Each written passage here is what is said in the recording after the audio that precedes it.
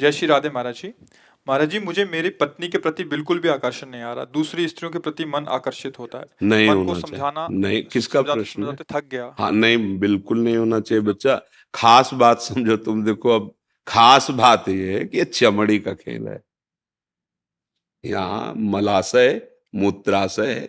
कुछ खास बात कहीं सोने के नहीं लगे अंग, कहीं हीरा जवाहरात के अंग नहीं बने, सब मांस के बने और सब मलमूत्र के द्वार हैं।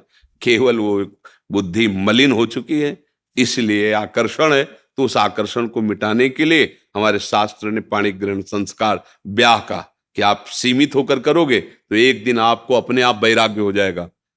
सच्ची मानना, आप एक पत्नी में आसक्त हो जाइए, कुछ दिनों के बाद आपको घृणा होने लगेगी। यार क्या है इसमें, आने लगे, क्योंकि इसमें सुख लगे। तभी देखा है हमने, गांव में देखा है, थोड़े थोड़े संतान हो गए, दरवाजे के बाहर चारपाई में लेटने लगे, अपने आप संयम में आने लगे। धर्म, अगर आप दूसरी माताओं बहनों की तरफ देखोगे तो ये लिख लो हमारी बात, तुम्हारी कामाशक्ति बढ़ती जाएगी और तुम्हें ऐसा विश्वास होगा कि इसमें सुख है, और वो ऐसी जगह फंसाएगा कि तुम्हारी फिर जो हालत होगी वो ना अंदर से ना बाहर से तुम झेल नहीं पाओगे। पक्की बात है, पक्की बात। जब बिगड़ जाएगा ना आचरण तुम्हारा, तो फिर ना अंदर सुधर पाओगे ना बाहर तुम रह पाओगे। जो पराई स्त्री पर नजर डालते, कितने दिन छुपोगे? एक दिन जब चौड़े पे आओगे तो कोई ना कोई है ना उस स्त्री का, भाई होगा, पिता होगा, पति होगा, कोई ना कोई तो है संरक्षा में। और कोई नहीं है तो काल है। काल तुम्हें ऐसी जगह फंसा के नष्ट करेगा, होश उड़ जाए। व्यभिचारी की कभी भी सुख शांति सदगति नहीं होती। अगर ब्याह हुआ है तो अपनी पत्नी में ही भगवत भाव करके कि प्रभु इसी रूप में आए, हमारे अंदर चाह थी भाई कोई साथी मिले तो इसी रूप में आए हैं बस। और शांत, ये उद्दंडता अगर बनी रही तो दुर्गति पक्की है, पक्की। इसलिए मतलब ये नेत्र चराना बंद करो।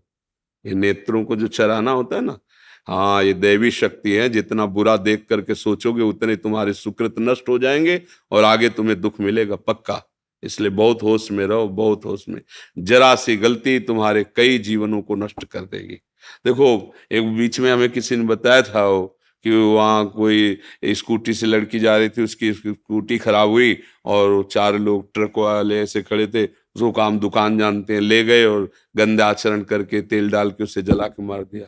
दूसरे दिन पता चला कि सुबह ही उनको वहीं गोली मार दी थी, वहीं मार दी गई थी। शायद ये हैदराबाद की तरफ ऐसे कहीं किसी ने देखा। परिणाम देखो ना, देखो ना, ये इतना ही थोड़ी परिणाम है। ये तो यहाँ का हुआ व्यवस्था। आगे जो व्यवस्था होगी वो इतनी बुरी व्यवस्था है नरक में कि वहां कोई किसी की सुनता नहीं, वहां कोई सिफारिश नहीं, वहां मरना नहीं। वहां अगर कोलू में पेरे जा रहे हो तो पूरे चैतन्य, एकदम बेहोश नहीं, बार बार। तो इसलिए जो पराई स्त्री के साथ संभोग की तो वो लोहे का खंभ तपता हुआ आग की ज्वाला की तरह 10-10 हजार वर्ष तक चिपकाया जाता है। जलते रहो, मरना है नहीं। ऐसा अगर स्त्री कोई पराये पुरुष के साथ ऐसा, बहुत होश में, ये मिथ्या नहीं है। जैसे अभी आपको लगता है क्या कानून है यार, जो कर फंस जाओ जरा सा, तुम्हारे ऊपर केवल कानून में जाके रिपोर्ट हो जाए कि आप छेड़ रहे थे, आप ऐसा कर, फिर देखो क्या होता है।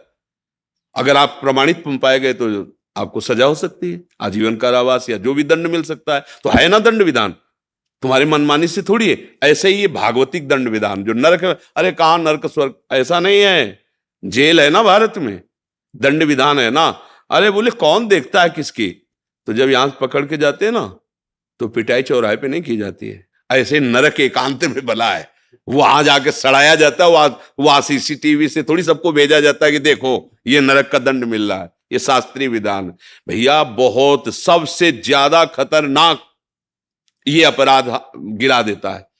क्योंकि मनुष्य शरीर में स्त्री शरीर की तरफ या भोगों की तरफ आकर्षण और शासन न रह पाने के कारण आज तो मनोरंजन समझा जाता है। शास्त्रीय मर्यादाएं, धर्म, इनकी तरफ तो वृत्ति ही नहीं जा रही। इसको तो मनोरंजन कि यार कुछ नहीं इसमें नहीं, आज तुम्हारा इधर कल उधर, ऐसा नहीं, फिर दुर्गति भी भोगनी पड़ती है। ये भारत देश है, परम पवित्र देश है, ये धर्म के अनुसार चलने वाला देश है। यहाँ जन्म होना, यहाँ बहुत महिमा, जहाँ पावन गंगा जी, यमुना जी, प्रभु श्री कृष्ण, प्रभु श्री राम, महादेव जी, यहाँ देखो ना कितने भागवती का अवतार, कितनी महिमा। और ऐसे देश में पैदा होके विदेशी आचरणों का अनुकरण करे, बहुत सावधान, बहुत सावधान, ये गलती होने ही ना पावे। बहुत जो चाहे आपन कल्याणा, सुजस सुबत शुभ गति शुभ नाना, सो परनार लीलार गोसाई, तजो चौथ के चंद किनाए। दूसरी माताओं बहनों को काम दृष्टि से देखने का मतलब अपने सर्वनाश का निमंत्रण देना।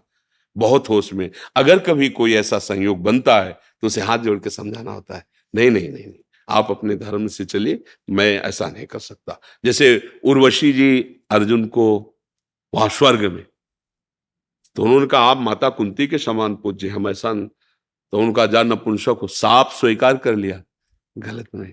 तो अपने धर्म से चलोगे तो भगवान रक्षा करते, वही साफ वरदान का काम बना, जो अज्ञातवास में वही काम कर गया। नहीं तो कैसे इतना बड़ा महारथी छुपता। देखो वो लगा साप दे दिया, पर धर्म से थे तो वरदान का काम बन गया, अज्ञातवास में वो काम आ गया। इसलिए धर्म से चलो, कभी हानि होने वाली नहीं। बहुत अच्छा भी आपका हृदय है जो आप अपने दोष को पकड़ पा रहे हैं और उससे निवृत्त होना चाहते हैं। कभी ऐसी गलती मत करना, नहीं नहीं, ये सब वो भयानक पाप है जो मतलब बिल्कुल नष्ट कर देते हैं। आज समाज इस बात को नहीं देख रहे। बहुत खुशी होते हैं जब किसी के साथ गंदा व्यवहार करने का अवसर मिलता है, समझते मानो मैंने बाजी जीत ली। जीत नहीं ली, इसका परिणाम जब आएगा, तब चाहे स्त्री हो चाहे पुरुष हो, जब परिणाम आएगा तब देखना। थोड़ा हमारे मालिक के दरबार में रजिस्टर विलंब से खुलता है। अनंत ब्रह्मांडों के जीव हैं, पर जिस दिन खुलेगा तुम्हारे पुरखा पानी पा जाएंगे, पक्का समझ लेना। वो आग कोई घूस नहीं चलती और कोई वकालत नहीं चलती, सीधा और करेक्ट, भ्रम नहीं हो सकता। ऐसा नहीं कि मैंने ऐसा नहीं किया था, ऐसा नहीं है, वो तुम्हारे हृदय में ही बैठा है। एक बार स्वीकृति उसको कराई जाती है, ऐसा हुआ कि नहीं उसको दिखाई दे रहा, बस तुरंत उसको भोग दंड मिलता है उसका। इसलिए बचो, राधा राधा राधा, इसीलिए कहते हैं हाँ, नाम संकीर्तनम यस्य सर्व पाप प्रणाशनम, जिनका नाम कीर्तन करने से सारे पाप नष्ट हो जाते हैं। सबसे गलतियां होती हैं, प्रभु क्षमा भी करते हैं। तो राधा राधा नाम जप करो, कभी ऐसा नहीं। माताओं बहनों की तरफ ये देवी शक्ति है, जो अपने पाणी ग्रहण करके धर्म के अनुसार स्वीकार किया वही भाव रखो। नहीं ब्याह हुआ तो संयम से रहो, भजन करो, मुक्त हो जाओ। भगवान ने मनुष्य जीवन भोगों के लिए नहीं, भजन के लिए दिया है।